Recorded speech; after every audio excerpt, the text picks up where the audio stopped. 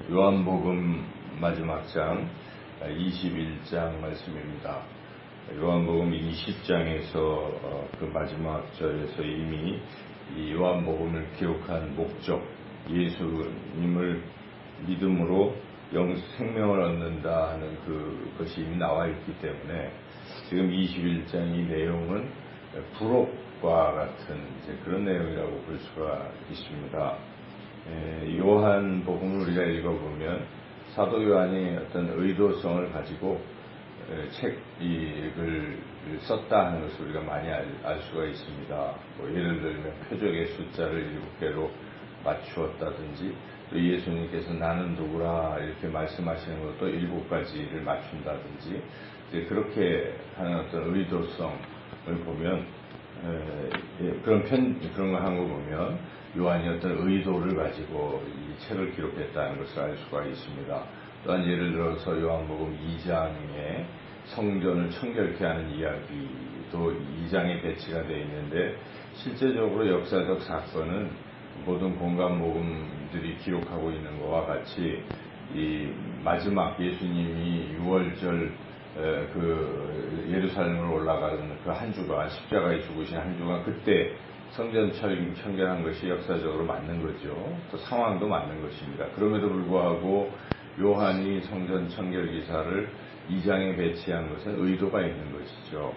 그와 같이 이 21장도 어떤 의도를 가지고 요한이 이 마지막 장의 부록으로 기록한 것입니다. 왜 다 끝났는데 또 뒤에다 덧붙여서 요한복음 21장을 기록했을까? 그 이유는 예수님을 이제 믿으면 생명을 얻는다 하고 20장 31절에 하는 그 내용과 연결시켜 볼 때에, 그렇게 예수님을 믿어서 생명을 얻은 사람들이라면 그 사람들은 이제 어떻게 살아야 할까 하는 것을 가르치기 위한, 당시에 요한이 요한복음을 쓸 때는 이미 초대교회들은 세워져 있습니다. 여러 교회 초대교회들이 세워져 있죠. 그래서 사도 요한이 죽기 전에 기록한 요한계시록에 보면 7교회 이야기도 나오지 않습니까? 그래서 이 교회들이 이미 세워져 있는데 이 교회들이 어떤 모습이 되어야 할까? 이것을 이제 강조하기 위해서 마지막 21장이 부록을 기록했다고 볼 수가 있습니다.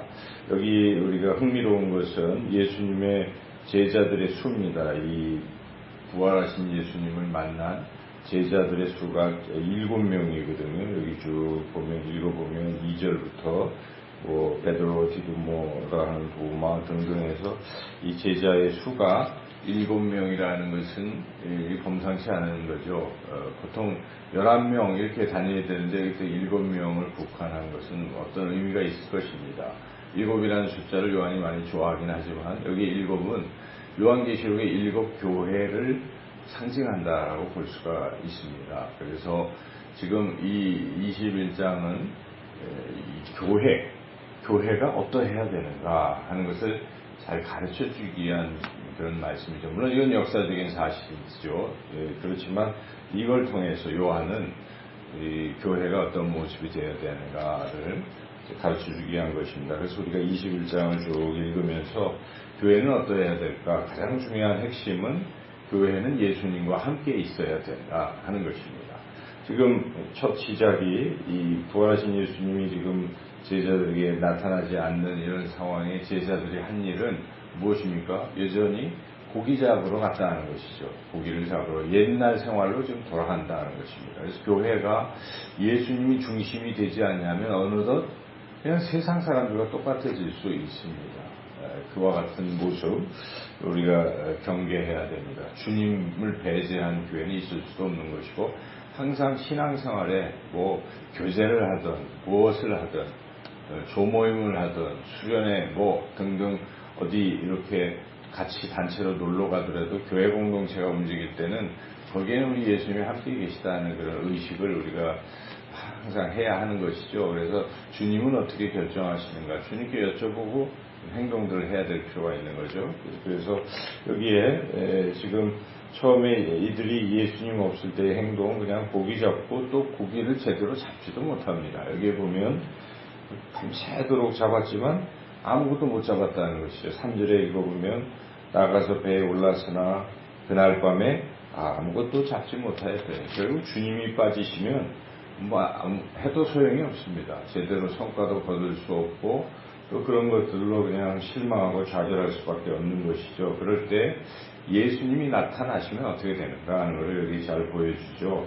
이렇게 실망하고 밤새도록 고기도 못 잡고 있는 제자들에게 5절에 우리 예수님께서 나타나신 것입니다. 나타나셔서 5절에 예수님 말씀하시죠. 5절 읽어보겠습니다.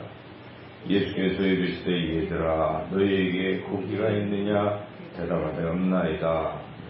6절 이르시되 그물을 배 오른편에 던지라 그리하면 잡으리라 하시니 이에 던졌더니 물고기가 많아 그물을 들 수 없더라.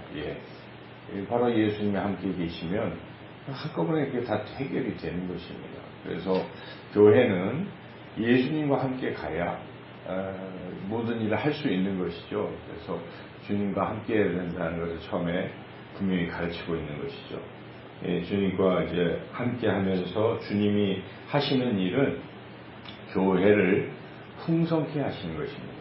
여기에 보니까 물고기가 너무 많아서 그물을 들 수 없더라. 그 물고기의 수는 나중에 세어보니까 102, 150, 153, 153, 153, 우리 어떤 볼펜 이름도 153 있잖아요.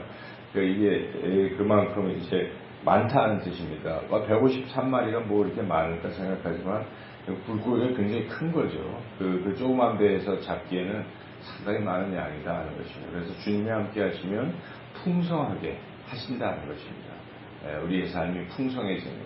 예수님이 요한복음 10장 10절에도 내가 온 것은 너희와 하여금 생명을 얻게 하고 더 풍성케 하려 합니다.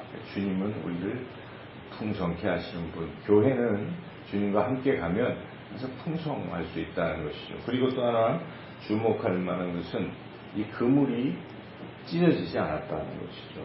이 11절 읽어보겠습니다.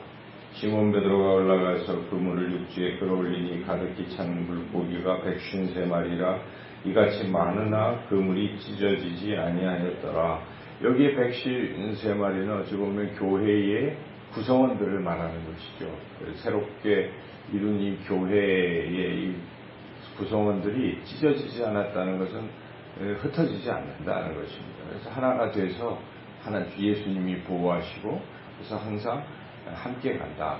교회의 하나됨을 강조하는 것이죠. 그래서 교회는 주님과 함께 할 때 옛날로 돌아가지 아니하고 또 풍성하고 그리고 또 하나가 될 수 있다는 것을 가르치고 있습니다. 이제 또 주님과 함께 할 때 어떤 은혜가 있는가, 주님이 그들에게 아침 식사까지 준비해서 주신 후에 특별히 그들 중에 베드로를 부르셨습니다. 그것은 베드로가 예수님을 3번씩이나 부인하고 마음속에 어떤 미안함, 고민 이런 것이 있었던 것이죠. 상처가 있었던 것이죠. 그래서 베드로는 어찌 보면 조금은 열등감이 있을 수도 있고 그런 것이 있을 거예요. 여기도 오늘 주님이라고 하니까 옷 벗고 물속으로 들어가서 주님께 막 가까이 가려고 하는 이런 베드로의 모습. 주님을 사랑하지만 과거에 그래도 배신한 3번 모른다 부인하는 것 때문에 마음속에 상처가 있는 것이죠. 그런데 주님은 그런 베드로의 그런 마음속의 상처를 치료하신다는 것입니다. 그래서 여기에 네가 3번 나를 부인했느냐? 그러면서 그것에 대한 3번 다시 한번 회복의 기회를 주시면서 네가 나를 이 사람들보다 더 사랑하느냐? 지금 사랑하는 문제 때문에 부인하는 것이 그와 연결이 되어 있으니까 그 질문을 하신 것이고 베드로가 사랑합니다. 사랑합니다. 3번째는 제가 사랑하는 줄 주님 잘 아십니다. 정말 진심 어린 대답이죠. 그래서 베드로가 이제는 저는 정말 주님 사랑합니다. 이런 고백을 하게 시키시는 것. 이것은 베드로를 회복시키시는 것이다 라고 볼 수가 있죠. 그래서 교회라는 곳은 주님이 함께 하셔서 우리를 회복시켜 주신다는 것입니다. 과거에 연약한 믿음에 있던 사람 또 세상에 빠져 있던 사람도 주님과 함께하면 주님이 그 사람을 회복시키신다는 것입니다. 그래서 우리 교회는 회복되는 곳이다 하는 것을 우리가 알 수가 있습니다. 그리고 이 교회에서 주님은 회복만 시키는 것이 아니라 결국은 다시 나를 따르라 하고 제자로 다시 세우시고 사명을 주신다는 것입니다. 그 사명이 이 교회 공동체를 말씀으로 잘 가르치고 또 사랑으로 잘 돌보고 섬기라 하는 그런 것이죠. 그래서 주님이 이 베드로에게 그 회복시킨 후에 주신 사명 세 가지 비슷비슷한데 15절 읽어보겠습니다. 내 어린 양을 먹이라. 이렇게 말씀 16절에서는 내 양을 치라. 17절에서는 내 양을 먹이라. 그러니까 말씀으로 말씀의 꼴로 먹이라는 것입니다. 하나님의 말씀으로 잘 먹이고 또 치라 돌보라는 것이 사랑으로 돌보라. 이런 사명을 베드로에게 다시 한번 주시는 것입니다. 그래서 우리가 교회에서 사명을 잘 감당해야 되는 것이죠. 회복되고 풍성해지고 하나 되고 과거로 다시 세속화되지 않고 교회답게 그렇게 가면서 특별히 이렇게 사명을 잘 감당해야 한다는 것입니다. 그리고 사명을 감당할 때 중요한 자세가 한 가지 있습니다. 두 가지인데 하나는 헌신의 자세인 것이죠. 그래서 주님께서 이 베드로에게 사명을 주시면서 네가 사명을 감당할 때에 고난을 당할 수가 있다. 나처럼 십자가의 고난을 당할 수가 있다는 것을 베드로에게 미리 알려주십니다. 18절 읽어보겠습니다. 내가 진실로 진실로 네게 이르노니 네가 젊어서는 스스로 띠띠고 원하는 곳으로 다녔거니와 늙어서는 네 팔을 벌리리니 남이 네게 띠띠우고 원하지 아니하는 곳으로 데려가리라. 19절 이 말씀을 하시는 베드로가 어떠한 죽음으로 하나님께 영광을 돌릴 것을 가리키심이로라. 그리고 이제 베드로에게 나를 따르라 이렇게 말씀하시죠. 주님을 따르는 길은 결국 십자가의 길인 것이 요한복음에서도 언급되고 있습니다.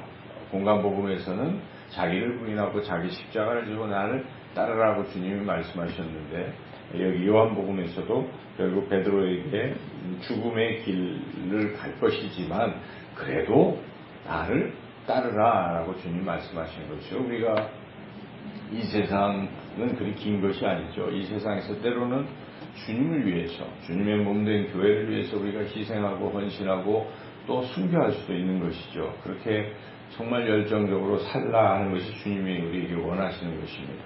이 길 끝에는 또 영광이 있습니다. 우리가 주님과 함께 영원히 하나님 나라에서 영광스럽게 살 것이 우리에게 있기에 우리는 이 땅에서도 주님 그 주신 사명을 생명을 다해서 잘 감당해야 한다는 것입니다. 그리고 마지막으로 또 중요한 자세가 하나가 있어요.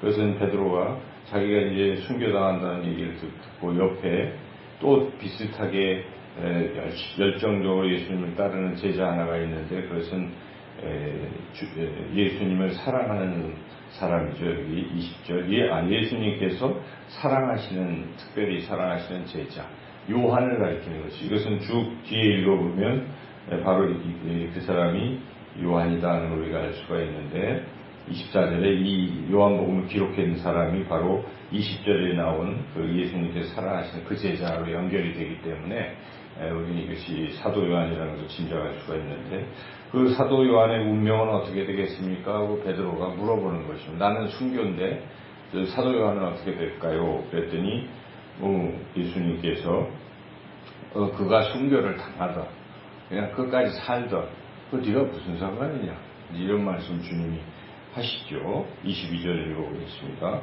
예수께서 이르시되 내가 올 때까지 그를 머물게 하고자 할지라도 네게 무슨 상관이냐 너는 나를 따르라 하시니라. 우리가 이 말씀 저는 오늘 한 절을 묵상한다면 22절을 깊이 묵상하려고 합니다. 우리가 사역을 하면 참 각양각색의 다양한 사역을 하는 거예요. 어떤 사람은 그냥 세상적으로 드러날 때 영광의 길을 걸어갈 수도 있지 않겠어요? 그런 길을 갈지라도 그것도 하나님 계획하신 일이겠죠.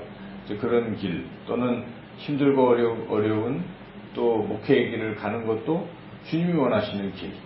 그런데 비교하면서 와 저 사람은 저렇게 영광의 길을 가고 나는 뭐 이렇게 힘든 길만 갈까? 그런 말을 할 필요가 없는 것입니다. 주님 말씀하십니다. 네가 무슨 상관이냐? 너는 나를 따라라.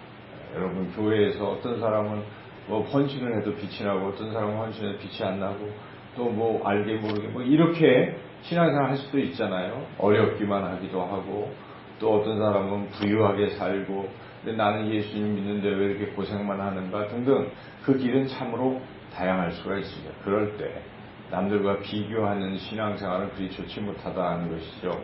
저 사람은 저런데 왜 나는 이렇습니까? 여기서부터 우리가 시기와 질투가 나고 열등감이 생기고 또는 우월의식이 생기고 그 분열이 일어나는 것입니다.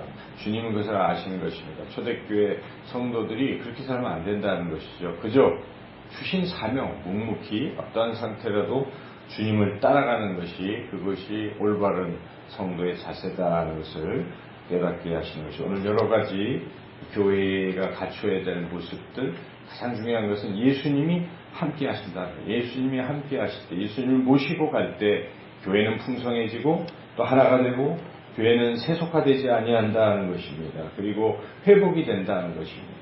그리고 사명을 제대로 받고 그 사명을 열심히 남과 비교하지 않고, 그것이 십자가를 지는 길일지라도 열심히 걸어갈 수 있다는 것이죠. 오늘도 주님과 함께 걸어가시는 저와 여러분이 되시기를 주님의 이름으로 축원합니다.